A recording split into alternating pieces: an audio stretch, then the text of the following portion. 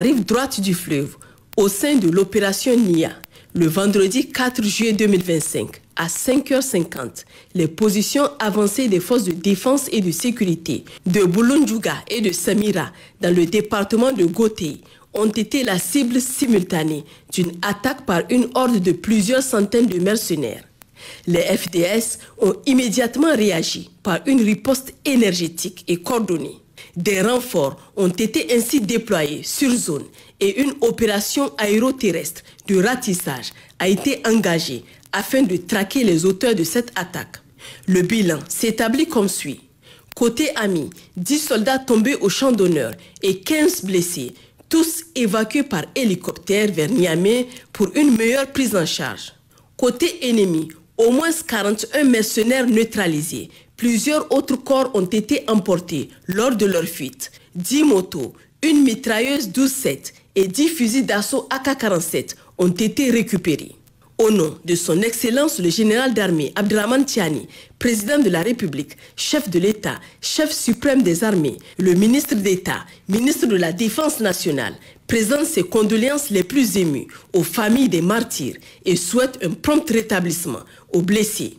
Il tient également à rassurer les populations nigériennes de la détermination inébranlable des forces de défense et de sécurité à poursuivre ce noble combat pour la souveraineté. Par ailleurs, il invite l'ensemble du peuple nigérien à continuer de prier pour le repos de l'âme de tous nos martyrs sur toute l'étendue du territoire national. Contrairement aux allégations mensongères relayées par certains canaux djihadistes, les positions de Bulunjuga et de Samira demeurent pleinement sous le contrôle des forces de défense et de sécurité. Les tentatives de désinformation menées par les groupes armés terroristes visant à semer le doute et à masquer leur échec ne résistent pas à la réalité du terrain. À la suite des actes criminels perpétrés par les groupes armés terroristes contre les populations civiles de Manda Sonrai, dans le département de Tera, une mission conjointe conduite par le commandant de la zone de défense numéro 9 et le préfet de Tera, s'est rendu le 2 juillet 2025 dans la dite localité pour témoigner du soutien de l'État et réaffirmer l'engagement des autorités à assurer la sécurité des citoyens.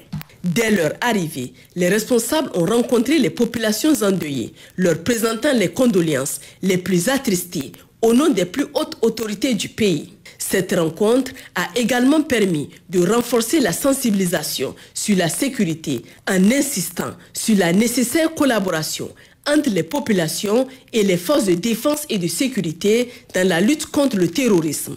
Dans le cadre de l'action civilo-militaire, plusieurs tonnes de vivres, notamment du mil, du riz et de l'huile, ont été distribuées au profit des veuves, des orphelins et des familles affectées, en signe de solidarité nationale. Au cours de cette mission, 2 accrochages successifs se sont produits avec des groupes terroristes embusqués dans les environs. Grâce à une riposte énergique, 5 terroristes ont été neutralisés et plusieurs matériels récupérés. Il s'agit de 4 fusils d'assaut AK-47, 10 chargeurs dont 5 garnis, 3 motocyclettes ainsi qu'un lot d'équipements militaires.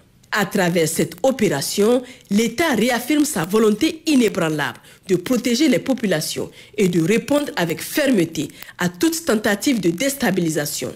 Manda Sonrai devient ainsi le symbole d'une riposte déterminée face à l'horreur terroriste et d'une solidarité renouvelée entre l'État et les citoyens.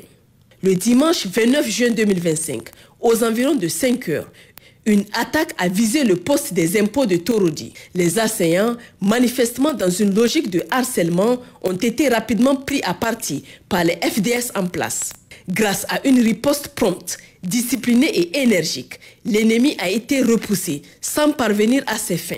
Un terroriste a été neutralisé au cours de l'engagement et plusieurs équipements, dont du matériel de guerre et de communication, ont été saisis.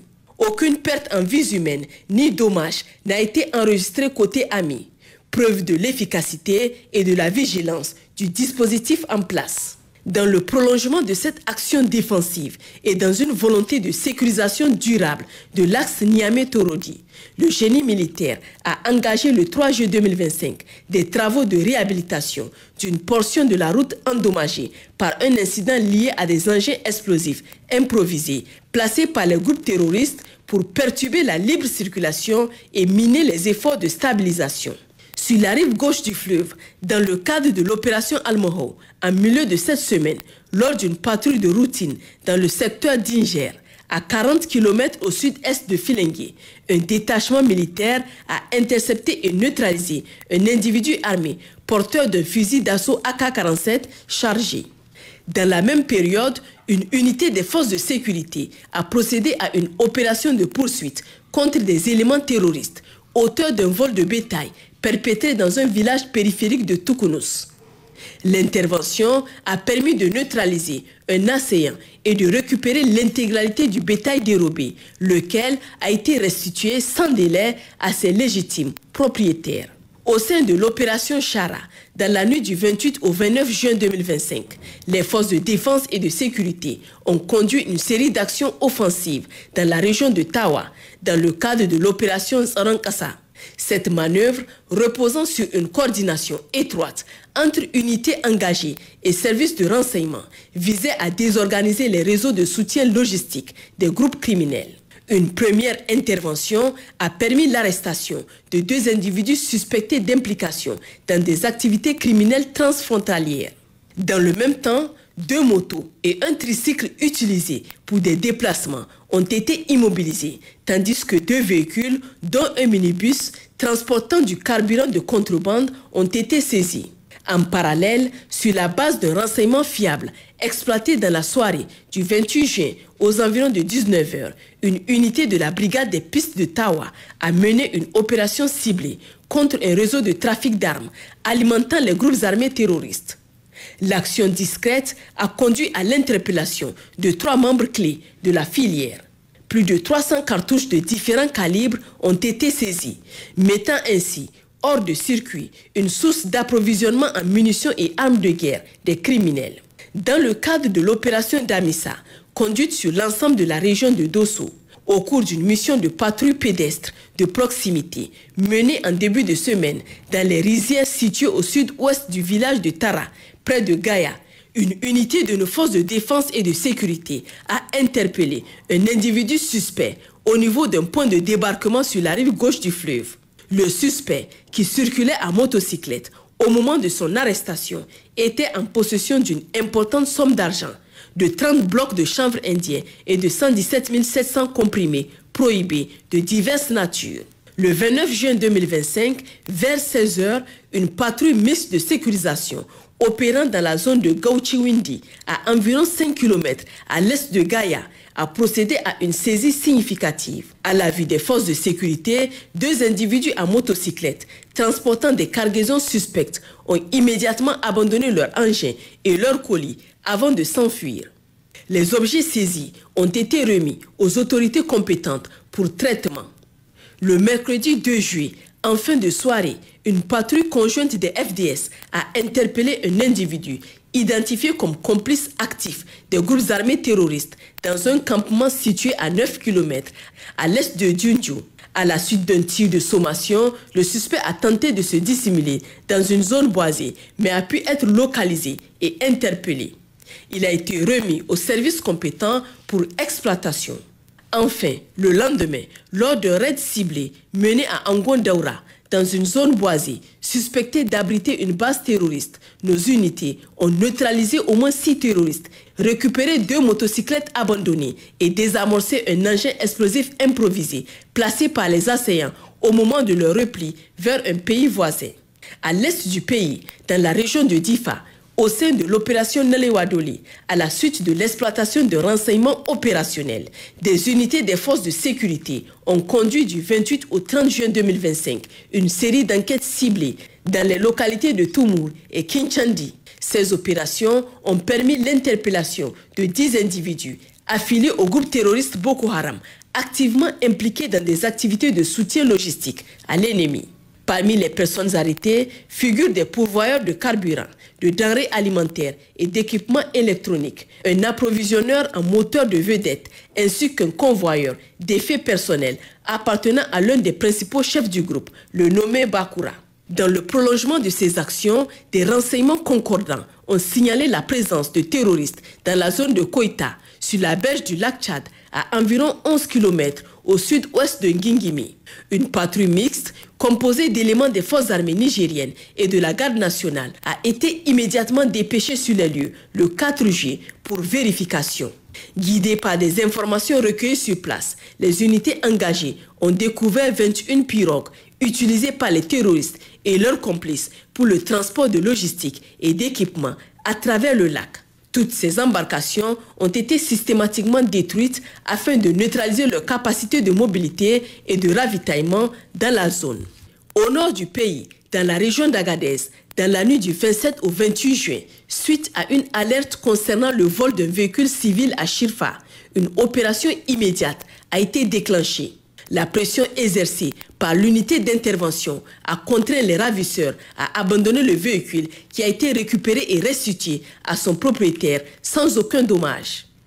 À Niamey, le 3 juillet 2025, l'école de formation des officiers des forces armées nigériennes EFOFAN a accueilli la cérémonie de clôture de la toute première application interarmes. 9 mois de formation ont permis à 90 officiers stagiaires issus des différentes armes d'acquérir des compétences communes et spécifiques à leur spécialité. La première phase de 6 mois menée à l'EFOFAN s'est soldée par l'obtention du brevet militaire de parachutisme. Ensuite, les stagiaires ont rejoint leur centre de spécialisation.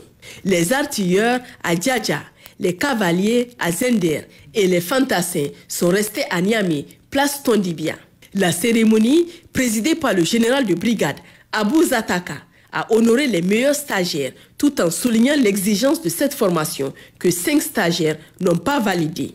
Le 4 juillet 2025, à la direction centrale de l'intendance militaire, a eu lieu la cérémonie de fin de formation du 8e cours d'application en administration générale. Ce stage de 9 mois a formé 20 stagiaires, dont 17 Nigériens, 15 issus des FAN et 2 de la gendarmerie, ainsi que 3 des pays frères et amis venus du Burkina Faso, du Mali et de la Guinée-Conakry.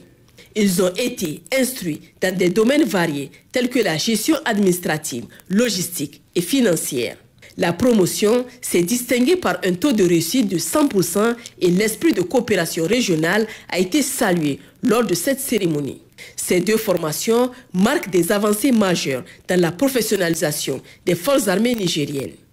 Elles témoignent de la volonté constante de renforcer les capacités des cadres militaires, aussi bien dans le domaine opérationnel que dans le soutien administratif. L'intégration de stagiaires de pays amis illustre l'ouverture et la coopération entre les pays de la sous-région pour relever ensemble les défis sécuritaires communs.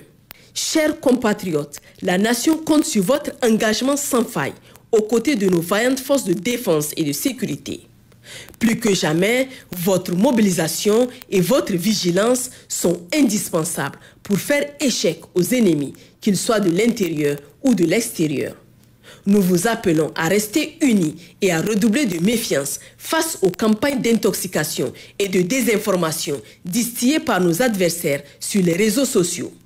Ne relayez aucune information douteuse, vérifiez toujours vos sources.